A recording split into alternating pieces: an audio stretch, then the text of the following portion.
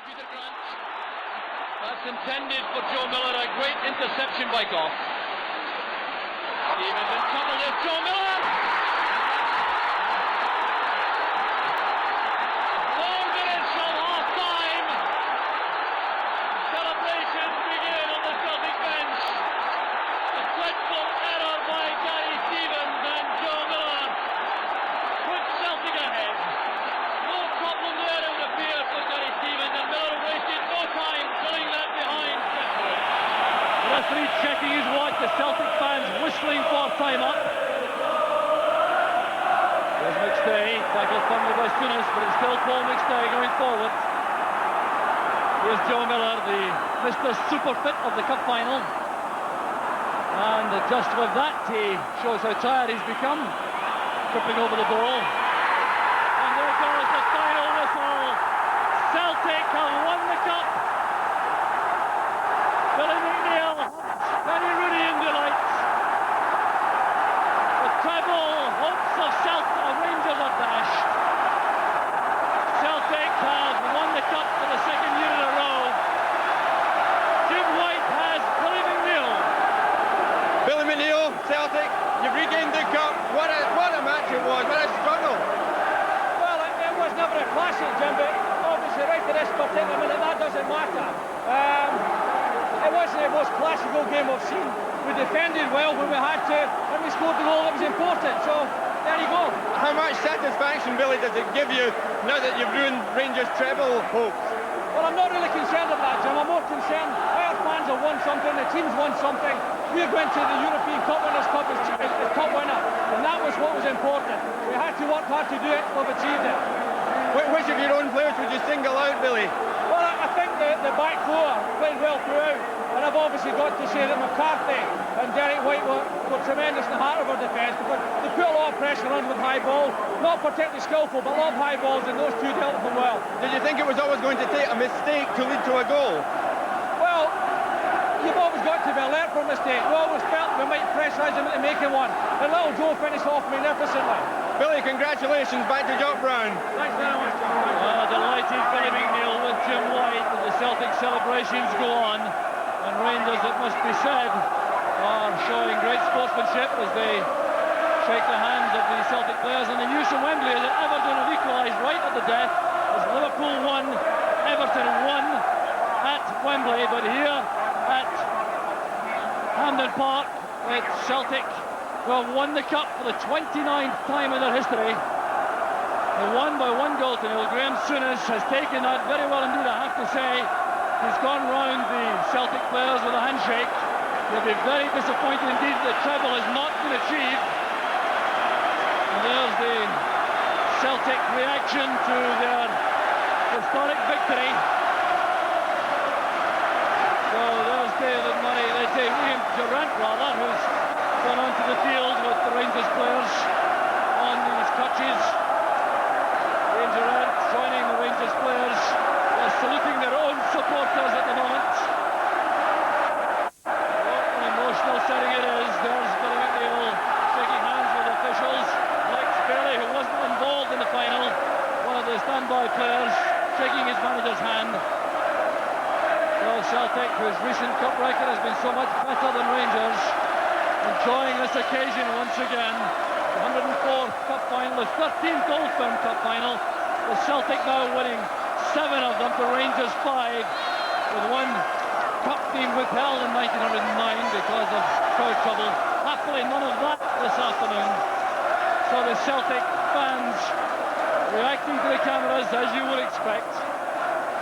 It's extra time now at Wembley, but there's no need for that thanks to Joe Miller here at Hampden. Disappointment for these Rangers players. Terry Butcher always takes defeat to heart.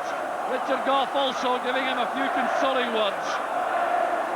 Terry Butcher losing his first ever major final. He's won 2 Skull Cup finals and a UEFA Cup for Ipswich Town.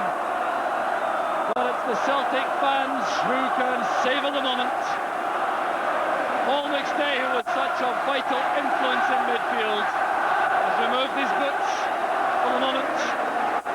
Presentations will commence very shortly, but the Celtic players milking the reaction of their fans cup waiting there with the SFA Secretary Ernie Walker. The green and white ribbons have already been put in position. Tommy Craig with Mark McGee, who didn't find the net on his birthday, but he'll remember his 32nd birthday for the rest of his life, you can be sure of that. His 4th Cup Winners' Medal. 3 for Aberdeen, 1 here for Celtic this afternoon. He was involved last year too, coming on the bench last year for Celtic. Well, this Rangers players trooping up to take their runners-up medals. Annie McCoy's head hanging, very upset indeed. So full of disappointment. These Rangers fans remaining still not seeing any of the cup as they hoped and expected. But the presentation now for Celtic. Players being waved up by the captain Roy Aitken.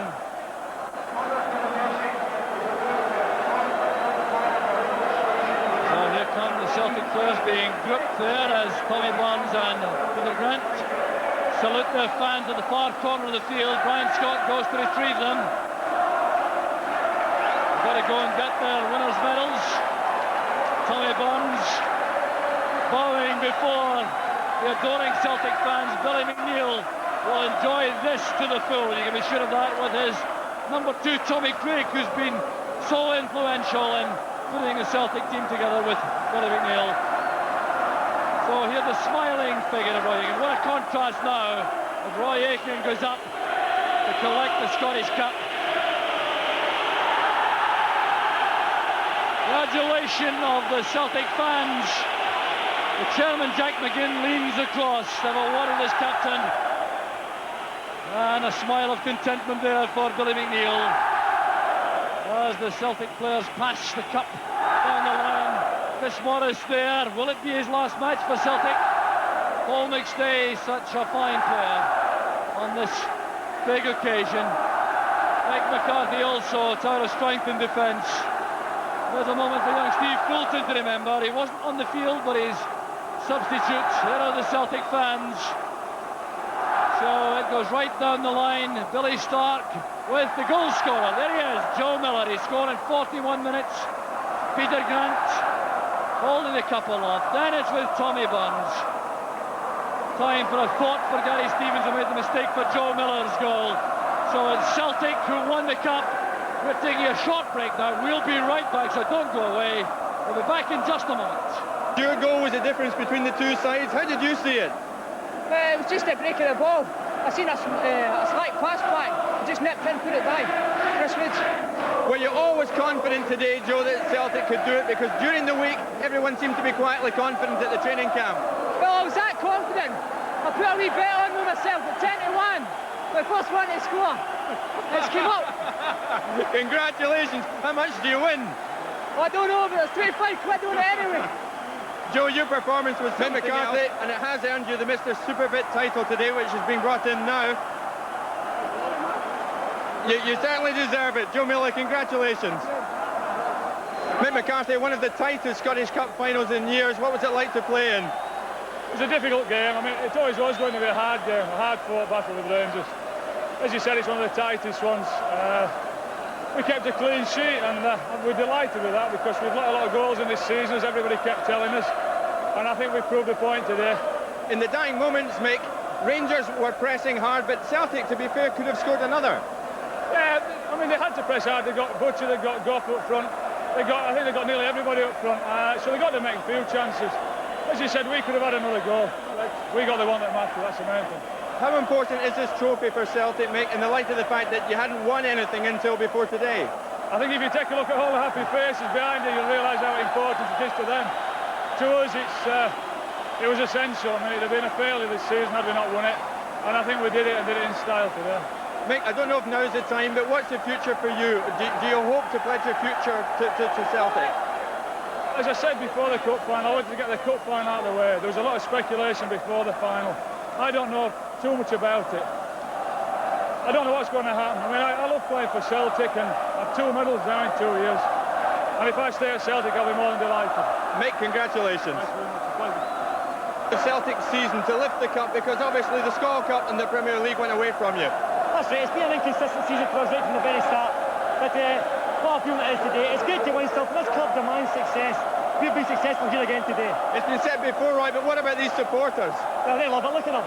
It's the old saying, hammed in the sun. We've done it again. You're clutching that cup as if you're never going to let it go. Well, we're the holders. We've done it 2 in a row. Next year we'll make it 3 in a row.